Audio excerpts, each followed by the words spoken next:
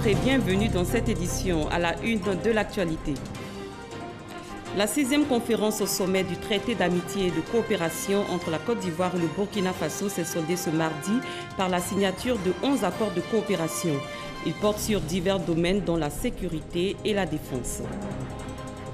Dans cette édition, nous irons à la Bourse régionale des valeurs mobilières. L'emprunt obligataire 2017-2019 a été coté en bourse aujourd'hui.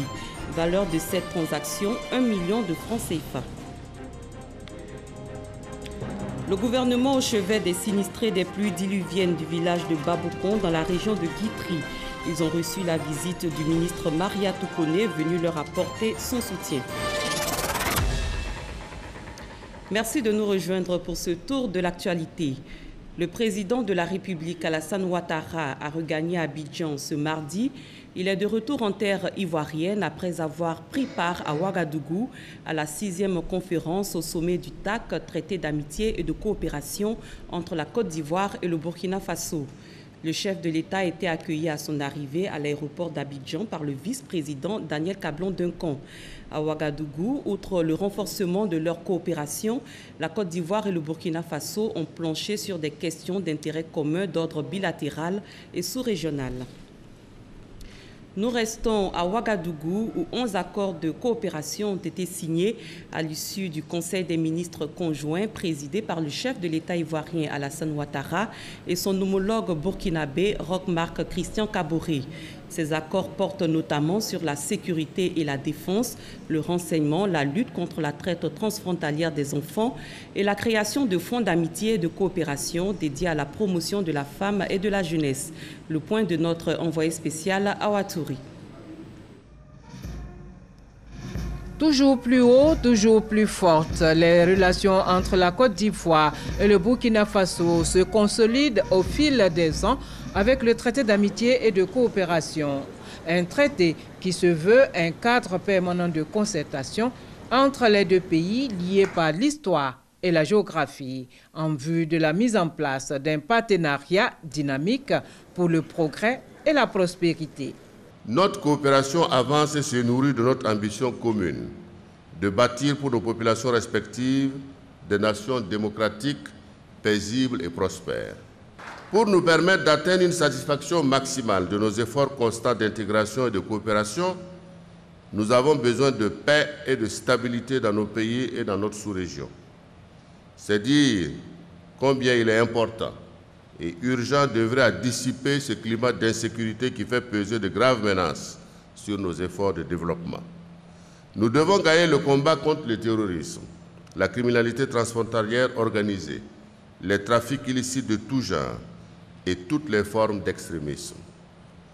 Monsieur le Président, les peuples ivoiriens et burkinabés partagent légitimement de fortes attentes vis-à-vis du traité d'amitié et de coopération, singulièrement des conclusions de la présente session. Il est de notre devoir de les satisfaire pour faire du couple ivoiro-burkinabé le moteur de l'intégration sous-régionale et un exemple de réussite pour nos populations.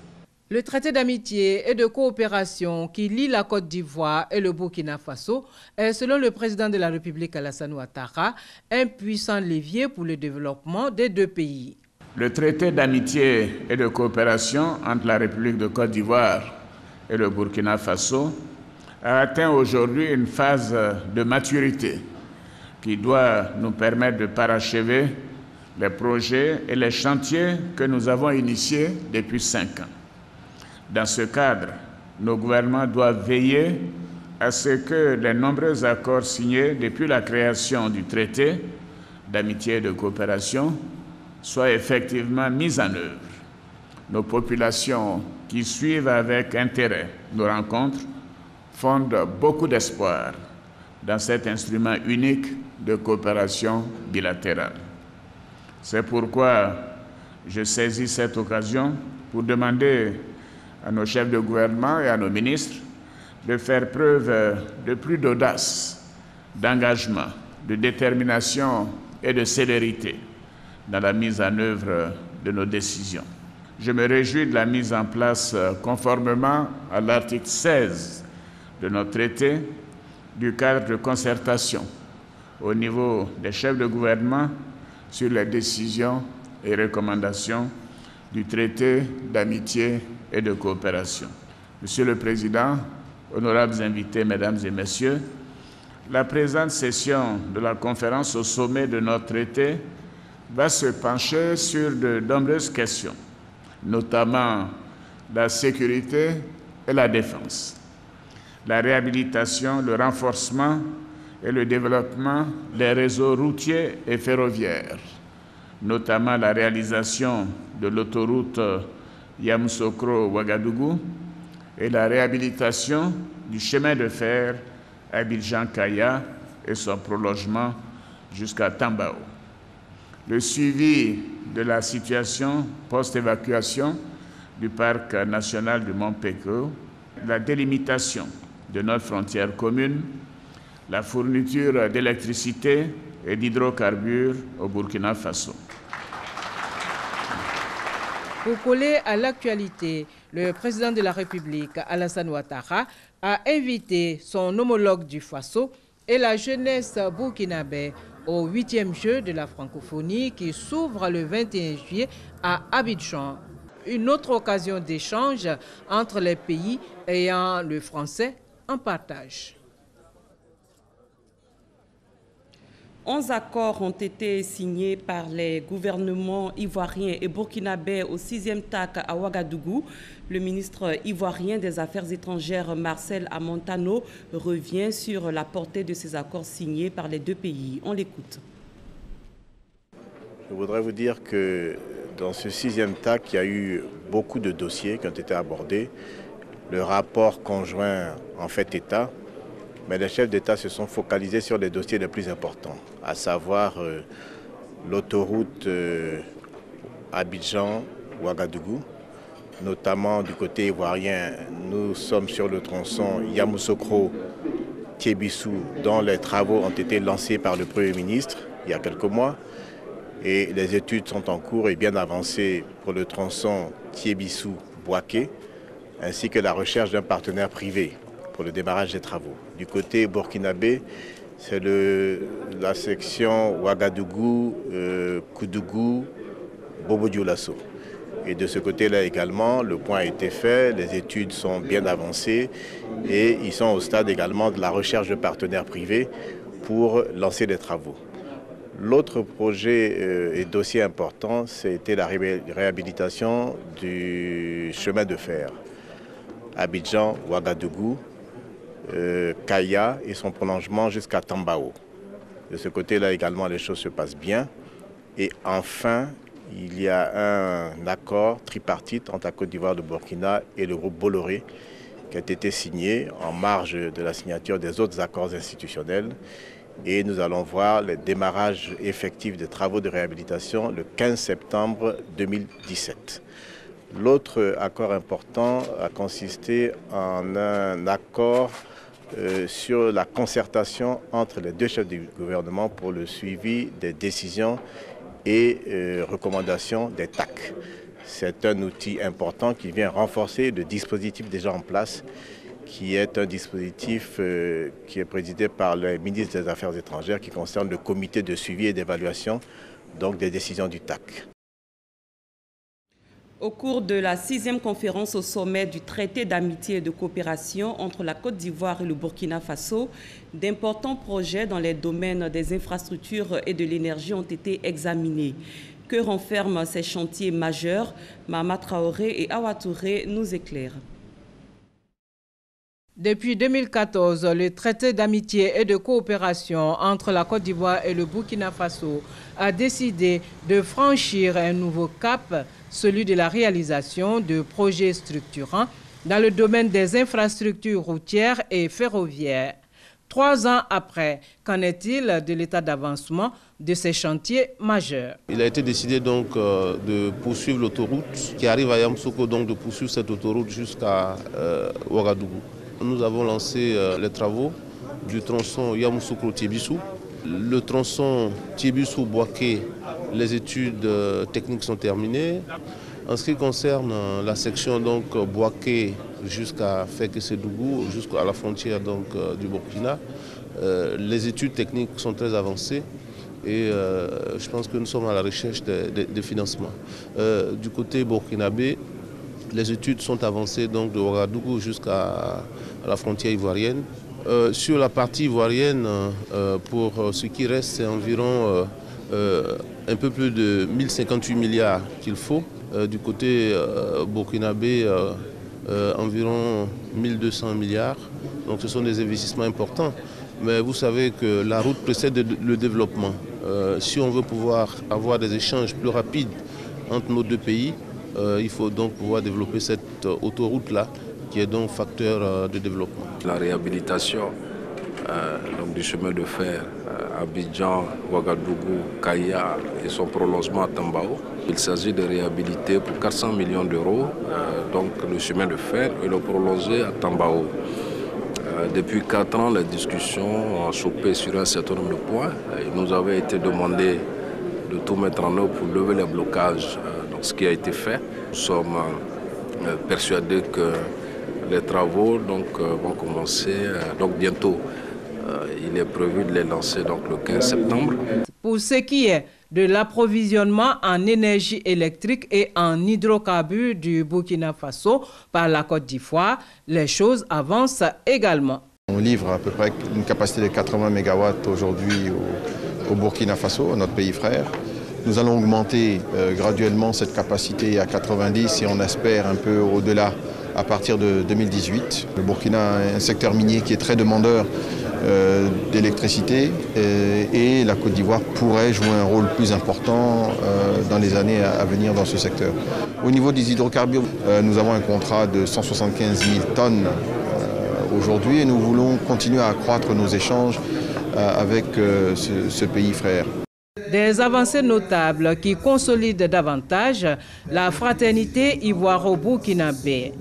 Même s'il reste encore du chemin à faire, de Batero, artistes et maîtres paroliers burkinabés, demeurent convaincus que les projets routiers et ferroviaires finiront par voir le jour. Laisse-moi te dire que le TAC, ce n'est pas une question de tic au tac, parce que qui va loin ménage bien sa monture. Dans la page économie, rendons-nous à la Bourse régionale des valeurs mobilières au plateau pour nous intéresser à l'emprunt obligataire 2017-2019. Lancé en février dernier par l'État ivoirien sur le marché de l'UEMOA, cet emprunt a été coté en bourse aujourd'hui. La transaction de ce premier jour est estimée à 1 million de nos francs. Jean-Jacques Wami. Cette cloche annonce les résultats de la première cotation de l'emprunt obligataire Trésor public de Côte d'Ivoire, TPCI, 6,25% 2017-2029. Valeur de la transaction de ce mardi, 1 million de francs CFA.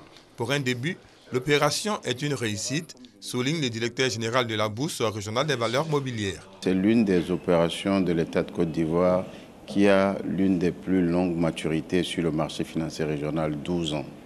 Cela témoigne aujourd'hui de la volonté de l'État de mobiliser des ressources à long terme pour le financement du développement et de la croissance en Côte d'Ivoire. Aujourd'hui, il y a un plan national de développement qui est en cours, qui doit être financé, et le marché financier régional est une opportunité pour le faire. Pour le directeur général adjoint du Trésor, cette première cotation donne une nouvelle chance aux investisseurs. Cette cérémonie de cotation donne une deuxième vie à cet emprunt.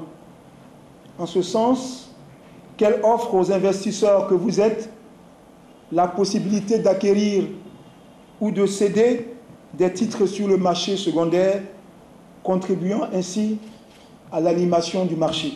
Lancé le 27 février pour prendre fin le 27 mars dernier, l'emprunt obligataire TPCI 6,25% 2017-2029, lancé par l'État de Côte d'Ivoire sur le marché financier de l'UEMOA, Union économique et monétaire ouest-africaine, a permis de collecter 137,1 milliards de francs CFA sur 120 milliards recherchés.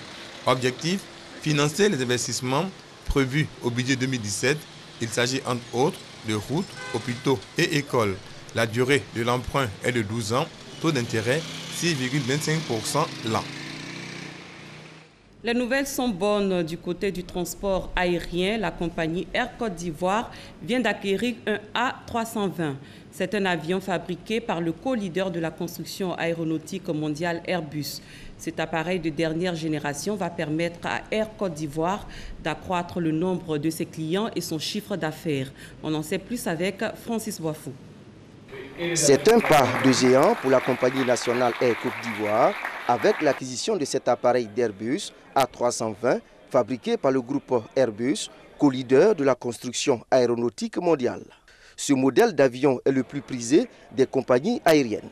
Plus de 7000 livraisons par le fabricant Airbus sur une commande de plus de 13 000 cette année. L'A320 est un avion qui a une cellule qui est plus large que la concurrence. Donc ça veut dire que les assises en termes de largeur de siège sont plus larges que ce que vous pourrez avoir sur d'autres types d'avions. C'est également une cabine extrêmement moderne avec les dernières innovations en termes de connectivité. Le directeur programme d'Airbus se félicite des progrès réalisés par Air Côte d'Ivoire.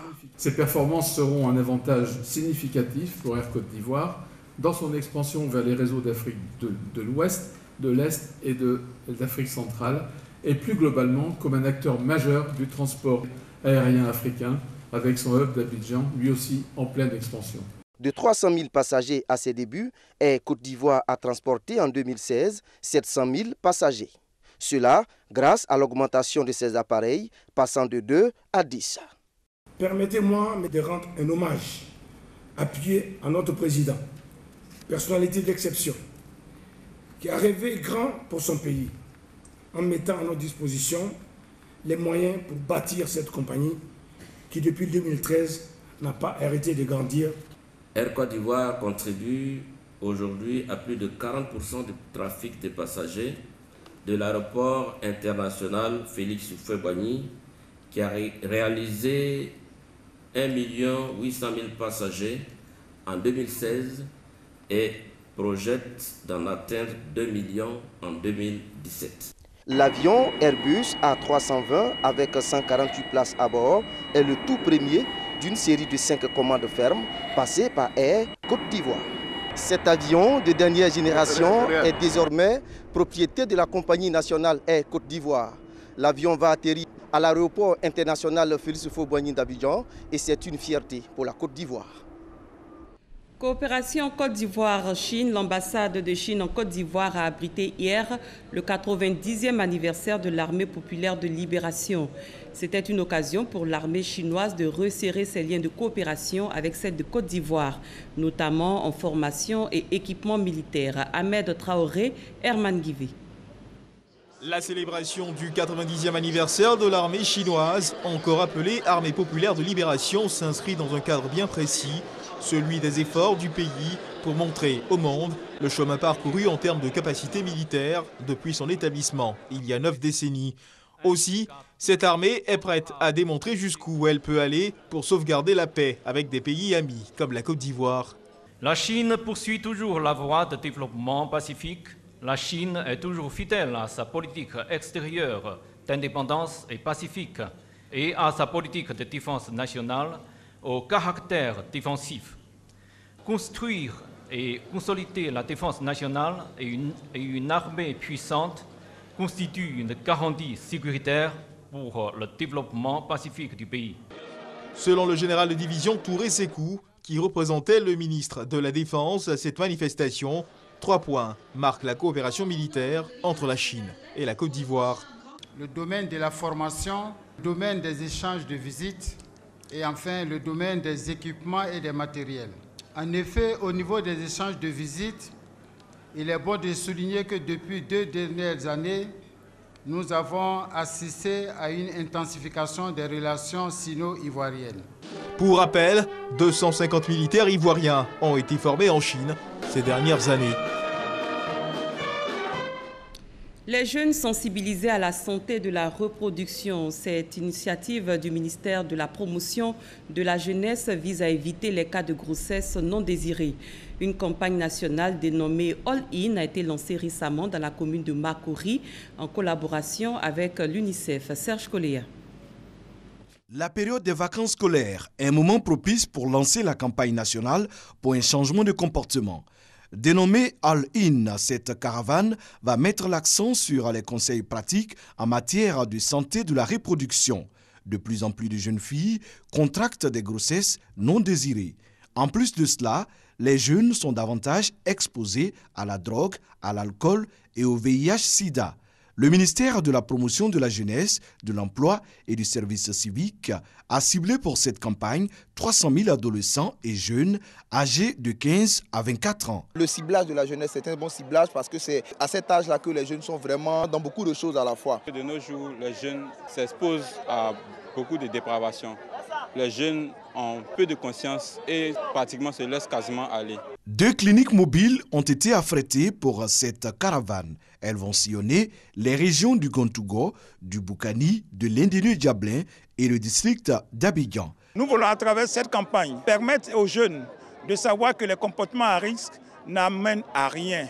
Ça risque de les retarder et ils ne peuvent pas être les jeunes sur lesquels la Côte d'Ivoire compte pour être un pays émergent. Pour la représentante de l'UNICEF qui accompagne le ministère, il faut intensifier la prévention pour une jeunesse sans sida et sans grossesse précoce. Cette campagne nationale est à sa 3e édition cette année. Elle est parrainée par la première dame, Dominique Ouattara. Les pluies diluviennes qui se sont abattues sur l'ensemble du pays il y a quelques semaines ont causé des dégâts à Babokon dans la région de Guitry. Plusieurs habitations se sont écroulées et ont été emportées par les eaux. Bilan, 4 morts. Le ministre de la Solidarité, de la Femme et de la Protection de l'Enfant s'est rendu au chevet des sinistrés de ce village. Elle leur a apporté le soutien du gouvernement. Le témoignage de Gabriel Zani. Après des pluies diluviennes il y a plus de 2 semaines à Babokon, village situé à environ 10 km de Guitry, voici ce qui reste des maisons situées en bordure de ce fleuve. Au moins une centaine d'habitations écroulées par les inondations. Le débordement du fleuve Boubor, provoqué par les pluies diluviennes, a englouti une partie de la maison de cet homme.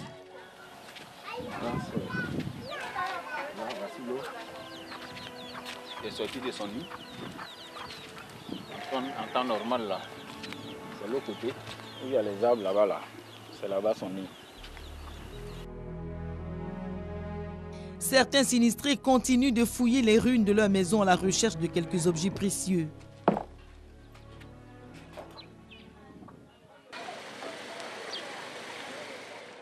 Le samedi 15 juillet, le village a reçu la visite de Mariatou Koné, la ministre de la Solidarité, de la Femme et de la Protection de l'Enfant. Mais l'envoyé du gouvernement est confronté à un fait. Des maisons en cours de réhabilitation sur les lieux du drame, malgré les appels au déguerpissement des sites à risque. Voilà les maisons qui sont en train d'être reconstruites au même endroit, alors que les autorités administratives et politiques vous ont donné un autre endroit pour que vous puissiez partir d'ici. Une situation que la ministre s'explique difficilement. À Babokon, les pluies diluviennes ont fait 4 morts, dont le fils de 16 ans de cet enseignant. Il a assisté à la remise des dons du gouvernement, mais en dépit de cet élan de solidarité, la douleur est présente. Le samedi 10 juin passé, on avait une manifestation au sein de cette école et il a voulu venir nous rejoindre ici. Il a reçu une décharge de foudre. Les pluies ont particulièrement été violentes et abondantes à Babokon. Elles ont atteint leur pic le lundi 26 juin dernier au point de couper le village de la commune de Guitry. C'est à la nage que les autorités administratives ont accédé à Babokon dès les premières heures du sinistre. Nous avons déjà trouvé à cet effet le site de recasement qui est un ensemble de 200 lots qui est hors de danger pour ces populations, quel que soit le niveau des pluies. Nous aurons aussi l'obligation de les aider à avoir l'eau, l'électricité et tout ce qu'il leur faut pour pouvoir habiter sainement dans ces zones à risque. Cet engagement est salutaire pour Babokon, auquel la ministre réitère son appel au déguerpissement. À Babokon, il y a eu 331 victimes. Nous trouvons que c'est trop. C'est trop. Et le message que je lance, c'est que les populations doivent quitter les zones à risque. Dans ce village, elles n'ont pas de raison de rester là dans la mesure où depuis 1987, les autorités politiques et administratives leur ont trouvé un site en amont de l'eau. Les élus et cadres de la région de Guitry se concertent pour que le recasement coûte 0 francs CFA aux populations et font diligence pour qu'il se fasse le plus tôt. Car voilà, la cohabitation du village avec ce fleuve est dangereuse. Babokan se trouve être en fait une presqu'île située au cœur du fleuve qui forme tout autour une ceinture resserrée de plus en plus avec les pluies diluviennes. Gagnoa, chef-lieu de la région du Gao, centre-ouest de la Côte d'Ivoire, a aussi subi les affres des pluies diluviennes. Les inondations ont causé la mort de 3 personnes. 200 familles ont été sinistrées et la route Lakota-Gagnoa a été coupée. À l'initiative de l'État et du conseil municipal, des travaux sont en cours pour réhabiliter la route et éviter à Gagnoa d'autres sinistres en cette saison des pluies. Léon Brou. Des ouvriers à la tâche à la lisière de Tipadipa, à 12 km au sud de Gagnoa. Des travaux de réhabilitation de la route Lakota-Gagnoa coupée par les dernières pluies diluviennes. On a commencé à réhabiliter cette voie qui est coupée depuis le mercredi. La route est praticable depuis le dimanche 9. Fin donc de la réhabilitation de la route Lakota-Gagnoa depuis le 10 juillet 2017. Mais à Gagnoa, curage et désassemblage des ouvrages de canalisation encore en cours. Des travaux de la mairie avec l'appui technique de l'ONAD, l'Office national de l'assainissement et du drainage. Objectif, prévenir les inondations du fait des pluies diluviennes et d'un relief très accidenté avec présence de nombreux bas-fonds et cours d'eau. Nous avons le Delbo, nous avons la rivière Nyusso, la rivière Guéry et nous avons le Davo. En 2015, ce canal a été ouvert. Nous les avons sollicités encore cette année pour prévenir les inondations et le travail vient d'être achevé. Nous attendons même l'ONAD pour faire les vérifications avant de faire la réception définitive du curage. Ces travaux, une décision du conseil municipal qui fait suite aux récentes inondations qui ont sinistré la commune de Gagnoa. Malheureusement, nous avons perdu 3 enfants de 8 à 12 ans. Nous avons près de 300 ménages qui ont été frappés et nous comptons près de 2000 personnes qui aujourd'hui sont sinistrées. Comme la commune ne dispose pas d'un fonds à cet effet, nous avons transmis le rapport au préfet des régions. Garayo, l'un des quartiers sinistrés. Ici, des habitations sur le lit de la rivière Guéry, obstruées par les ordures ménagères. Nous ne pouvons pas considérer l'option du déguerpissement pour le moment. Par contre, c'est de travailler en amont comme en aval de ces cours d'eau pour permettre la fluidité de l'écoulement. La mairie a indiqué des endroits où il faut déposer les ordures ménagères. Il faut qu'on puisse les déposer puisque nous les ramassons tous les jours. Gagnoa, c'est 160 km² pour environ 214 000 habitants au centre-ouest de la Côte d'Ivoire. Autre chose à présent, la communauté d'An de Côte d'Ivoire et de la diaspora a un nouveau chef. Il a été intronisé dans la commune d'Abobo en présence du maire et de plusieurs chefs traditionnels d'An venus du Tonkui. Le nouveau chef s'est donné pour mission d'œuvrer pour l'unité de tous les fils d'An. Abou Sanogo. C'est en présence du maire de la commune d'Abobo, Adama Tungara, de plusieurs chefs coutumiers d'An, de peuples frères et alliés que Gbedou a été intronisé nouveau chef coutumier d'An de Côte d'Ivoire et de la diaspora.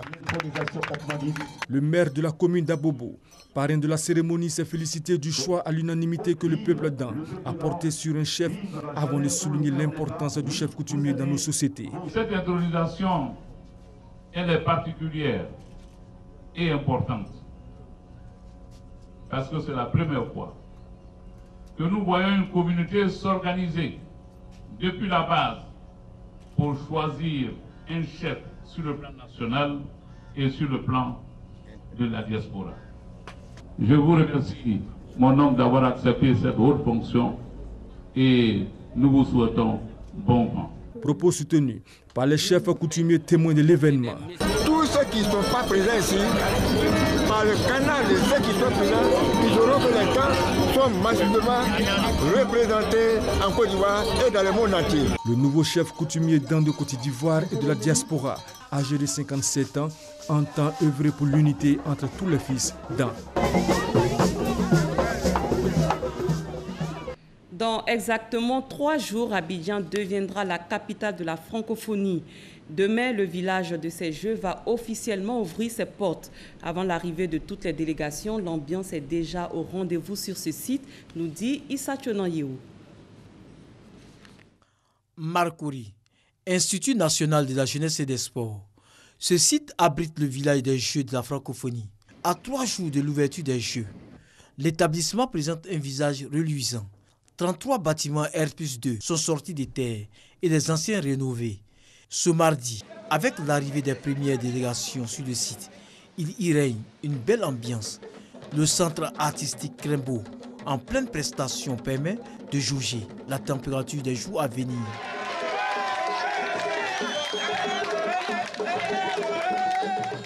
On est vraiment heureux et on souhaiterait que ça se passe comme ça de temps en temps chez nous. Je suis dans le bain, je dois m'amuser comme je dois. Je suis dans le show même, dans le show de francophonie, je suis dans le show. Et je prie même encore pour que ça puisse bien marcher. Non loin de cette frénésie des tam-tams, les mamans, les tatas et les papas du village des Jeux se préparent à offrir le sourire aux délégations qui vont arriver. Notre rôle ici, c'est d'accueillir tous les participants des différents pays qui arrivent aujourd'hui en Côte d'Ivoire, bien les installer pour que leur séjour se passe très bien. Tout se passe bien pour le moment et les délégations viennent, mais vraiment c'est au fur et à mesure, tout doucement. Mais nous sommes là, nous sommes sereines, on attend. On le voit, les Ivoiriens sont prêts à vivre pleinement ces Jeux.